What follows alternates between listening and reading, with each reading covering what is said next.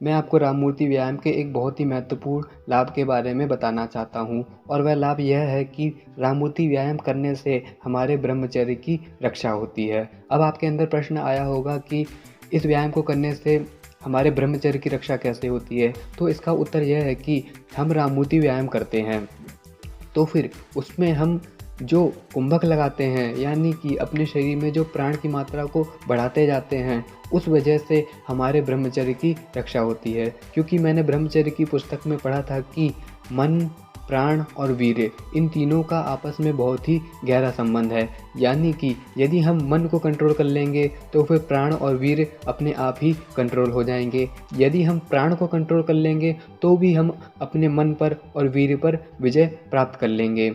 यदि हम वीर्य पर कंट्रोल कर लेंगे तो भी हमारा मन और प्राण अपने आप कंट्रोल में आ जाते हैं। लेकिन वीर्य को कंट्रोल में करना हमारे लिए बहुत ही मुश्किल है। उसके लिए हमें भोजन के विशेष रूप से ध्यान देना पड़ता है और ना जाने कौन कौन सी चीज़ों पर ध्यान देना पड़ता है। और तो और आज के समय में क्या है कि लोगों का मन पर कंट्रोल बहुत ही ना के बराबर है, क्योंकि वह चाहते हैं कि मैं अपने मन को कंट्रोल में कर लूँ तो फिर ये हो जाएगा, या फिर मैं ऐसा कर लूँ तो हमारा मन कंट्रोल हो जाएगा। लेकिन मन पर भी कंट्रोल करना बहुत ही कठिन है। लेकिन एक चीज़ है जिस पर हम कंट्रोल कर सकते हैं और उसको कंट्रोल करना आसान भी है, वो है प्राण। यानी कि यदि हम प्राणों की मात्रा अपने शरीर में बढ़ाते जाएं तो फिर हमारा मन भी कंट्रोल में आ जाएगा और वीर्य भी कंट्रोल में आ जाएगा। मैंने प्राणायाम की अनेक पुस्तकों में पढ़ा है, वह ऐसा बताते हैं कि यदि आपको अपने ब्रह्मचर्य की रक्षा करनी है तो फिर प्राणायाम कीजिए। क्योंकि प्राणायाम के द्वारा जो है वह उसमें हम अपनी सांसों को कंट्रोल करते हैं, कितनी देर में कुंभक को छोड़ना है, कितनी देर तक हमको कुंभक धारण करना है। तो फिर ऐसी क्रिया प्रतिक्रिया करने से जो हमारा मन है वह कंट्रोल में आने लगता है। क्योंकि हमने जो मुख्य रूप से जो मेन जो रस्सी है उसी को पकड़ लिया है, यानी कि प्राण के द्वारा ही जो हमारा संपूर्ण शरीर जो चलता है उसी पर हमने कंट्रोल कर लिया है। जब हम प्राण को ही कंट्रोल कर लेंगे, यानी कि अपने शरीर में धीरे धीरे प्राण की मात्रा को बढ़ाते जाएंगे, तो फिर हमारा मन भी कंट्रोल में आ जाता है। और जैसे ही मन कंट्रोल में आता है तो फिर हमारा वीर्य भी कंट्रोल में आ जाता है। इन तीनों चीज़ों के कंट्रोल में आने से ही हमारे ब्रह्मचर्य की रक्षा शुरू हो जाती है।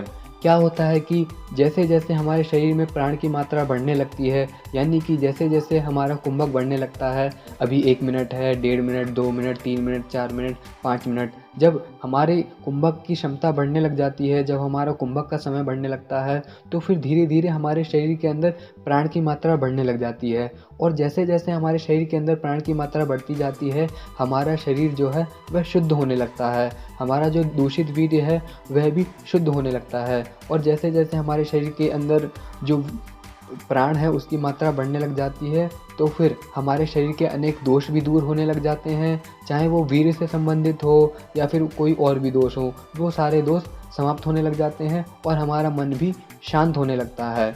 कठिन से कठिन परिस्थितियों में भी हमारा मन जो है वह नहीं भटकता है और हमेशा शांत ही बना रहता है। ऐसा इसलिए होता है क्योंकि हमने लंबी गहरी सांस लेकर अपने शरीर में प्राण की मात्रा को बढ़ा दिया है, और प्राण की मात्रा को बढ़ाने की वजह से ही हमारे ब्रह्मचर्य की भी रक्षा होती है। पहले मैं खुद सोचता था कि राममूर्ति के व्यायाम में ऐसा क्या है जिस वजह से हमारे ब्रह्मचर्य की रक्षा होती है, तो आज मेरे को पता चला, या फिर ऐसा कह सकते हैं बहुत पहले ही मुझे पता चल गया था कि किस प्रकार से राममूर्ति व्यायाम के द्वारा हमारे ब्रह्मचर्य की भी रक्षा होती है।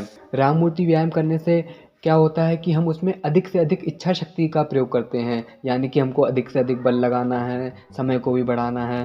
तो अधिक से अधिक इच्छा शक्ति का प्रयोग करने से हमारा जो माइंड है वह अपने शरीर के प्रति अधिक फोकस हो जाता है, यानी कि जो हमारा फोकस है वो बढ़ने लगता है, और जो डिस्ट्रैक्शन है या फिर जो गलत वीडियो देखने की आदत है वो भी धीरे धीरे हमारी हटने लगती है, यदि हम अपना पूरी तरह से फोकस राममूर्ति व्यायाम पर या फिर शक्तिशाली बनने पर करते हैं। इससे हमारी धीरे धीरे इच्छा शक्ति भी बढ़ती है, क्योंकि पहले हम 1 मिनट तक व्यायाम कर रहे थे, फिर 1.5 मिनट तक, फिर 2 मिनट तक, फिर 4 मिनट तक, तो इससे हमारी क्षमता बढ़ रही है, हमारी इच्छा शक्ति बढ़ रही है, और हमारी इच्छा शक्ति बढ़ने की वजह से ही तो हमारा अपने मन के ऊपर कंट्रोल बहुत ही अधिक हो जाता है। हम बेफालतू के सेक्स में या फिर किसी भी गंदी आदत में या फिर हस्तमैथुन की आदत में नहीं पड़ते हैं, क्योंकि हमारा उस समय मुख्य उद्देश्य यह होता है कि हमको अधिक से अधिक शक्तिशाली बनना है, और इस वजह से हमारे शरीर में जो प्राण की मात्रा है वो भी भी एक तरफ बढ़ती जाती है और तो और हमारी जो इच्छा शक्ति है वो भी बढ़ती जाती है। इसके साथ साथ हमारी एकाग्रता भी बढ़ती है, क्योंकि हम ऐसा कह सकते हैं कि राममूर्ति जो व्यायाम है उससे अनेक तरह के लाभ मिलते हैं।